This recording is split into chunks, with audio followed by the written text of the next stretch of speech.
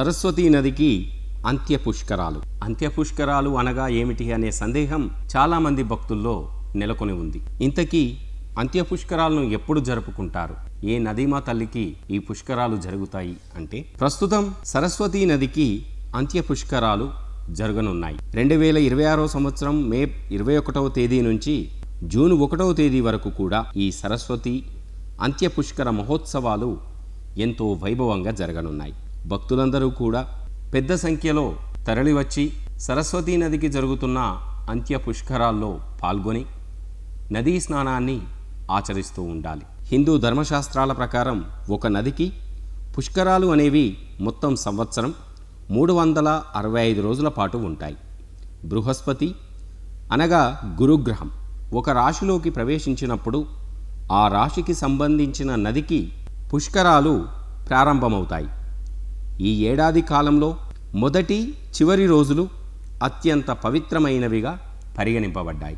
ఆది పుష్కరాలు అనగా గురుగ్రహం నిర్దేశిత రాశిలోకి ప్రవేశించిన మొదటి 12 రోజులను ఆది పుష్కరాలుగా జరుపుకుంటూ ఉంటాం. సరస్వతీ నదికి ఆది పుష్కరాలు గత ఏడాది 2025 సంవత్సరం మే 15వ తేదీ నుండి మే 26వ తేదీ వరకు ఎంతో వేడుకగా జరిగాయి. సరస్వతీ నదికి గత ఏడాది 2025 సంవత్సరంలో మే మాసంలో జరిగినవి ఆది పుష్కరాలు. ఇప్పుడు సరస్వతీ నదికి జరుగుతున్న పుష్కరాలు అంత్య పుష్కరాలు. గురుగ్రహం ఆ రాశిని వీడి తదుపరి రాశిలోకి ప్రవేశించడానికి ముందు వచ్చే చివరి 12 రోజులను అంత్య పుష్కరాలుగా జరుపుకోవాలి. అనగా ప్రస్తుతం జరుగుతున్నవి కూడా ఈ చివరి 12 రోజుల వేడుకలే అంత్య పుష్కరాలు.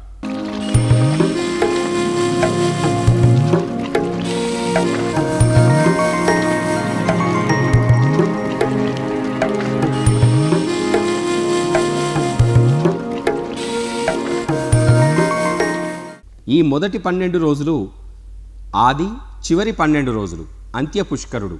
సప్తర్షులు, సమస్త దేవతలు ఆ నదీ జలాల్లో సూక్ష్మ రూపంలో నివసిస్తారని పురాణాలు మనకు సూచిస్తూ ఉంటాయి. అందుకే ఈ 2 సమయాల్లో నదీ స్నానానికి ఎంతో విశేషమైన ప్రాధాన్యత కలిగి ఉంటుంది. నదిలో పవిత్ర స్నానం ఆచరించడం వల్ల జన్మజన్మల పాపాలన్నీ తొలగిపోతాయి. ఈ ముగింపు రోజుల్లో పితృదేవతలకు పిండ ప్రదానం, తర్పణాలు వదలడం వల్ల వారికి ఉత్తమ గతులు లభిస్తాయి. అంత్యపుష్కరాల చివరి రోజుల్లో వస్త్ర, అన్నదానం, ముఖ్యంగా నువ్వుల తిలదానం చేయడం అత్యంత శుభప్రదంగా భావించాలి. దేశంలో ఈ అంత్యపుష్కరాలు జరుగుతున్న ముఖ్య ప్రాంతాలు కూడా ఉన్నాయి. ఒకటి మానా గ్రామం. ఉత్తరాఖండ్ హిమాలయాల్లోని బద్రీనాథ్ క్షేత్రానికి సమీపంలో ఉండే మానా గ్రామం. ఇక్కడ సరస్వతీ నది వద్ద సరస్వతీ నది భూమిపై ఏర్పడినట్టుగా మనకు స్పష్టంగా కనిపిస్తూ ఉంటుంది. ఇక్కడి నుంచే ఆ సరస్వతీ నది అంతర్వాహినిగా మారుతుందని కూడా పురాణాలు మనకు చెబుతూ ఉంటాయి. ఉత్తరాది భక్తులు, సాధువులు ఈ హిమాలయ తీరంలో పవిత్ర స్నానాలు ఆచరించడానికి ఈ ప్రాంతాన్ని ముఖ్య వేదికగా ఎంచుకుంటారు. రెండవది త్రివేణి సంగమం. ప్రయాగ్రాజ్, ఉత్తరప్రదేశ్ అలహాబాద్ ప్రయాగ్రాజ్ వద్ద గంగా, యమునా నదులతో పాటు సరస్వతీ నది కూడా అంతర్వాహినిగా కలిసి త్రివేణి సంగమంగా మారుతూ ఉంటుంది. ఎక్కడైనా సరస్వతీ నది అంతర్వాహినిగా ప్రవహిస్తూ ఉంటుంది. అది మనకు కనబడదు. గంగా, యమునలతో పాటు అంతర్వాహినిగా సరస్వతీ నది త్రివేణి సంగమం ప్రయాగ్రాజ్ వద్ద ప్రవహిస్తూ ఉంటుంది. ఈ సంగమ క్షేత్రంలో పుష్కర స్నానం చేయడం అత్యంత పవిత్రమైనదిగా భావించాలి. ఇక్కడ పితృతర్పణాలకు విశేషమైన ప్రాధాన్యత కలిగి ఉంది. మహాకుంభమేళ జరిగిన ప్రయాగ్రాజ్లోనే ఈ సంవత్సరం కూడా అంత్యపుష్కరాలు సరస్వతీ నదికి జరగడం అత్యంత విశేషంగా చెప్పబడుతుంది. కోట్లాది మంది భక్తులు, ప్రజలందరూ కూడా తరలి వెళ్లి ప్రయాగ్రాజ్లో జరిగిన మహాకుంభమేళాలో పుణ్యస్నానాలను ఆచరించారు. మూడవది పుష్కర సరస్సు. ఇది రాజస్థాన్లో కలిగి ఉంది. ప్రపంచంలోనే అత్యంత ప్రసిద్ధమైన బ్రహ్మదేవుని ఆలయం రాజస్థాన్లోని పుష్కర్లో కలిగి ఉంది. ఇక్కడ ప్రవహించే ప్రాచీన సరస్వతి నది అవశేషంగా ఈ పవిత్రమైన సరస్సును భక్తులందరూ భావిస్తూ ఉంటారు. బృహస్పతి మిథున రాశిలో ఉన్న ఈ సమయంలో ఈ పుణ్య సరస్సులో స్నానం ఆచరించడం ద్వారా పాప పరిహారం జరుగుతుందని భారతదేశంలో భక్తుల అచంచలమైన నమ్మకం. సాక్షాత్తు బ్రహ్మదేవుడు కొలువై ఉన్న ఈ ప్రదేశంలో సరస్వతీమాతకు జరుగుతున్న అంత్య పుష్కరాల్లో పెద్ద ఎత్తున పాల్గొనడానికి భక్తులందరూ ఈ ప్రదేశానికి తరలి వెళ్తూ ఉంటారు. 4వది సిద్ధాపూర్, గుజరాత్. గుజరాత్లోని సిద్ధాపూర్ గుండా సరస్వతీ నది ప్రవహిస్తూ ఉంటుంది. దీనిని మాతృగయ అని కూడా పిలుచుకుంటూ ఉంటారు. ఇక్కడ పుష్కరాల సమయంలో మాతృతర్పణాలు చేయడానికి దేశం నలుమూలల నుండి భక్తులు పెద్ద ఎత్తున తరలి వస్తూ ఉంటారు. 5వది కాళేశ్వరం.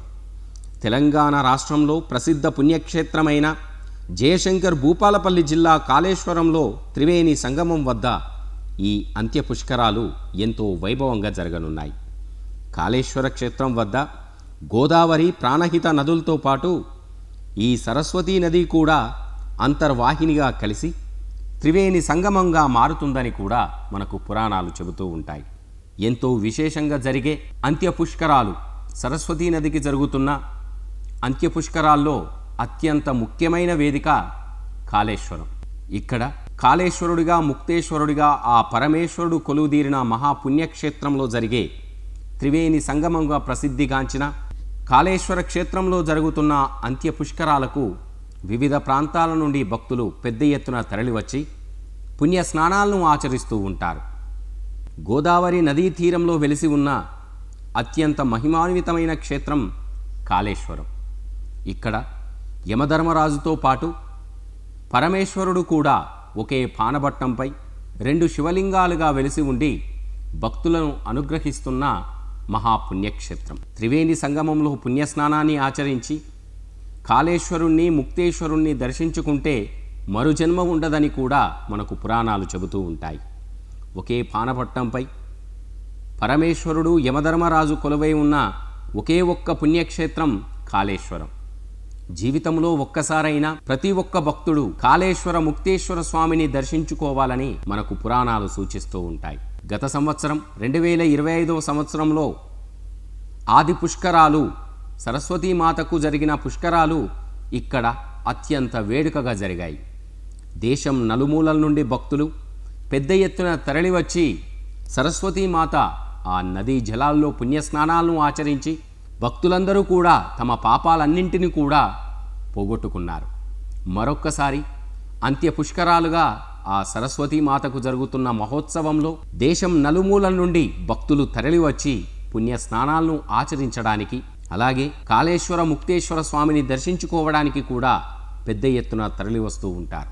తెలంగాణ రాష్ట్రంలోనే ప్రసిద్ధి చెందిన పుణ్యక్షేత్రంగా, శైవక్షేత్రంగా కూడా విరాజిల్లుతోంది కాళేశ్వర ముక్తేశ్వర స్వామివారి దేవస్థానం. త్రివేణి సంగమంలో పుణ్యస్నానాన్ని ఆచరించి కాలినడకన స్వామివారి ఆలయానికి చేరుకొని కాళేశ్వర ముక్తేశ్వరుణ్ణి దర్శించుకొని స్వయంగా శుద్ధ జలంతో అభిషేకాన్ని గావిస్తూ ఉంటారు. ఒకే పానబట్టంపై వెలిసి ఉన్న 2 శివలింగాల్లో ఒక శివలింగానికి 2 నాసికా రంధ్రాలు ఉండడం ఇక్కడ విశేషంగా చెప్పుకోవచ్చు. భక్తులు స్వయంగా అభిషేకాన్ని జరుపుతున్న ఆ జలమంతా కూడా 2 నాసికా రంధ్రాలు కలిగి ఉన్న ఆ శివలింగం గుండా ఇక్కడ ప్రవహిస్తున్న త్రివేణి సంగమంలో కలుస్తాయని, అందుకే ఎంతటి నీటిధారతో అభిషేకాన్ని చేసినా ఆ నీరంతా కూడా, ఆ జలధార అంతా కూడా త్రివేణి సంగమంలో కలుస్తుందని, అందుకే ఇక్కడ పుణ్యస్నానం ఆచరించడం వల్ల సర్వ పాపాలు నశిస్తాయని కూడా మనకు పురాణాలు సూచిస్తూ ఉన్నాయి.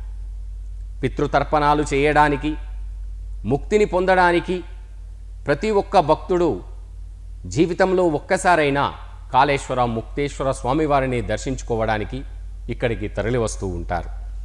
కాళేశ్వర, ముక్తేశ్వర స్వామివారి క్షేత్రంలో పుష్కరాలు ఎంతో వైభవంగా జరగనున్నాయి. అందుకే ప్రతి ఒక్క భక్తుడు ఇక్కడికి తరలివచ్చి పుణ్యస్నానాన్ని ఆచరించడానికి వివిధ ప్రాంతాల నుండి తరలి వస్తూ ఉంటారు. మనందరం కూడా సరస్వతీమాతకు జరుగుతున్న అంత్య పుష్కరాల్లో పాల్గొని సకల శుభాలను పొందుదాం.